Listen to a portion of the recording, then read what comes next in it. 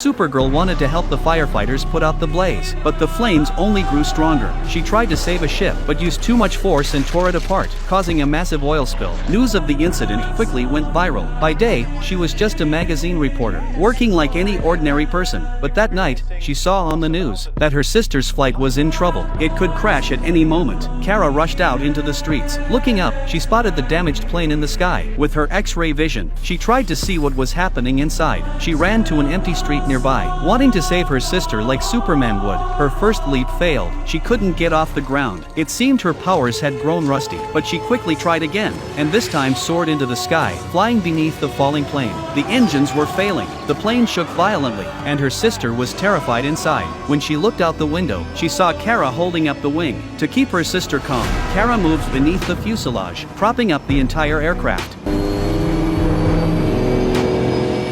We're leveling off. Up ahead, a bridge blocked their path. There wasn't time to pull the plane higher. Kara went with a daring move. She tilted the plane 90 degrees, slipping it through the narrow gap.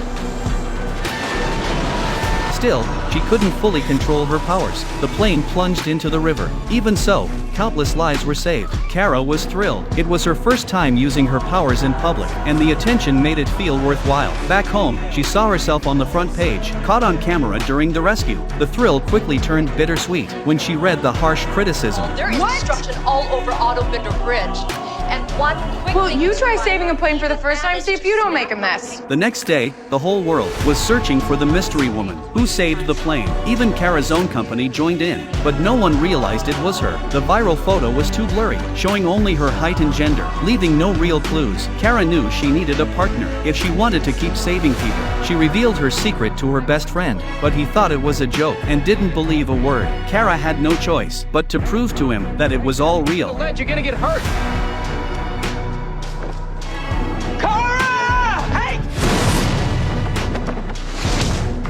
You're her. To prove to her friends that she really was Supergirl, Kara tried extreme sports. Her friend was terrified watching it and finally believed her secret. Kara is the cousin of Superman, Kal. She wanted to save people like him, but when she tried to put out a fire, she only made it worse. She tried saving a ship, but used too much force, tearing it apart, causing an oil spill and sinking the vessel. Soon, Supergirl's mistakes were all over the headlines. To cut down on the damage she caused, Kara brought in two trusted colleagues to act as her support team. They even set up a small secret base and hacked into the police network. With their help, Kara managed rescues with zero losses, and her reputation began to recover. But one day, while saving victims from a car crash, a sudden laser beam struck her down. Krem had found her. He wanted to defeat Superman and conquer the world. Kara grabbed a car door as a shield and blocked the blast, but was still knocked aside. The impact damaged Krem's power system, forcing him to retreat. Later, Kara uncovered his past. He was her cousin Kal's enemy. He blamed Superman for the death of his wife and had sworn revenge. By tracking a reactor element, Kara soon located him at an abandoned nuclear plant. Krem had taken a scientist hostage, forcing him to repair his armor. By the time Kara arrived, the suit was fully restored. One punch sent her flying for hundreds of meters. She tried to reason with him, but Krem's heart was filled with hate. He used his new weapon to lock Kara in place. At the last moment, Superman Kal arrived and saved her, but the rescued scientist gave all the credit to Superman. I owe it all to the great hero. Rescue. Superman. That broke Kara's heart. She asked her colleague how Kal even knew where she was. Olsen had to admit, he was the one who told Superman. He only wanted to keep her safe, but Kara couldn't forgive him. Maybe she shouldn't be here at all. At the company party, Olsen apologized again, but Krem returned. Kara instantly transformed into Supergirl and rushed into battle, yet she still wasn't strong enough to withstand Krem's attacks. While she was rescuing her co-workers, Olsen suddenly stepped forward to distract Krem himself. Killing me would do that. At the same time, Kara's sister convinced their friend to help. He revealed the secret. If she tore off Krem's chest plate, he'd lose all his power. Kara melted part of a statue with her heat vision, covering her hand with the molten layer. She grabbed Krem and crashed down with him, blocking his blows with one hand and ripping off the core on his chest with the other. At last, Krem was defeated. Soon after, Kara got her next mission, but this time, it looked even harder.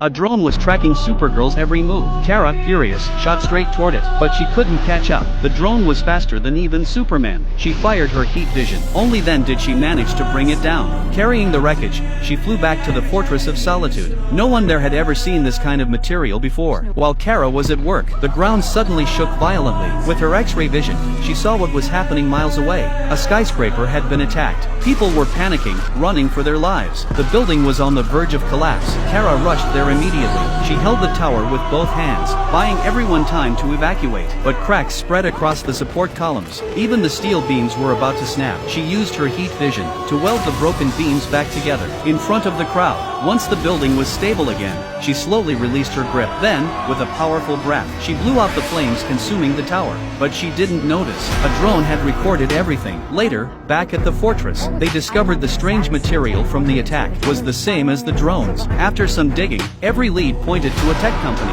They were the only ones capable of creating such material. To avoid suspicion, the team disguised themselves as FBI agents. Just as they were leaving, Kara's phone rang. Her boss. She suddenly remembered. She had promised to pick up his kid. When he asked where she was, she sped off instantly, arriving at the school in seconds. She picked up the child without a hitch. Meanwhile, Alex and the others had already reached the tech company. The CEO thought it might be corporate revenge.